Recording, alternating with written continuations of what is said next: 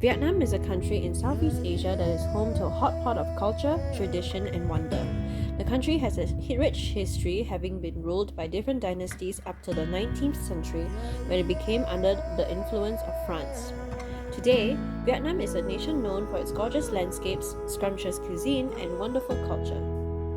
For this vlog, I'll be talking about a Vietnamese traditional costume called áo tai, which is primarily worn by women. The áo tai is made up of a long tunic with slits on the sides and pants and may include a matching headpiece. It's usually worn during special occasions such as the New Year celebrations. But did you know that there are 8 different kinds of traditional ethnic wear in Vietnam? The áo tai is the ethnic wear of just one ethnic community, the Kinh people.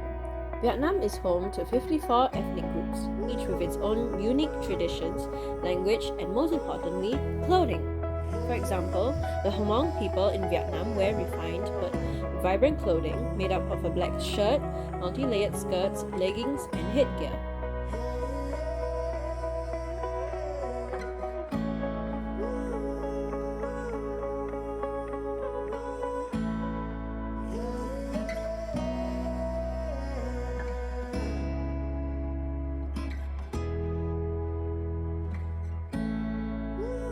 Let's talk more about the áo tai. The design of the áo tai has changed and evolved over time, as well as its changes in fabric, color, and style. In the past, the áo tai was styled more conservatively with longer sleeves, high collars, and a long dress and pants. Around 1744, Vietnam was divided into 2 territories, the inner land and outer land. And to easily recognize his people, a lot of the inner land ordered his people to wear a 5-part dress. This became the inspiration for the modern áo tai.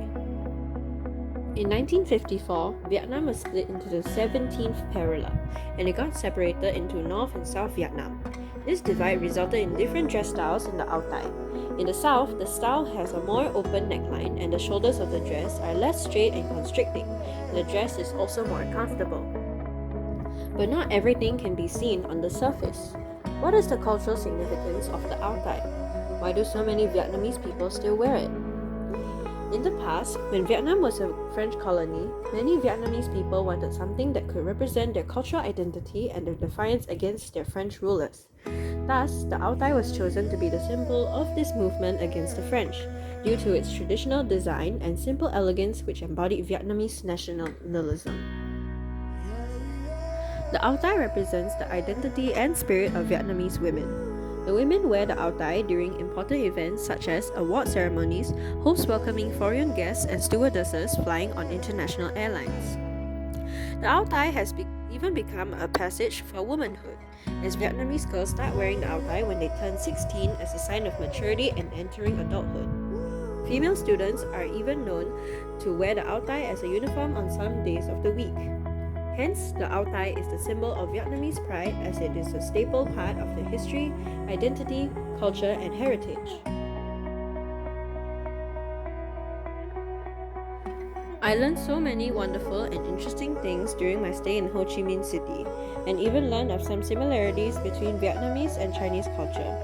But the similarities don't mean that Vietnam and China are the same, as Vietnam is clearly its own country with a rich history and culture. When I had the opportunity to travel overseas, I wanted to go someplace far, such as other parts of Asia or even Europe. Vietnam was never on my bucket list. After this trip, I hope I can visit again and learn more about this wonderful country. Thank you.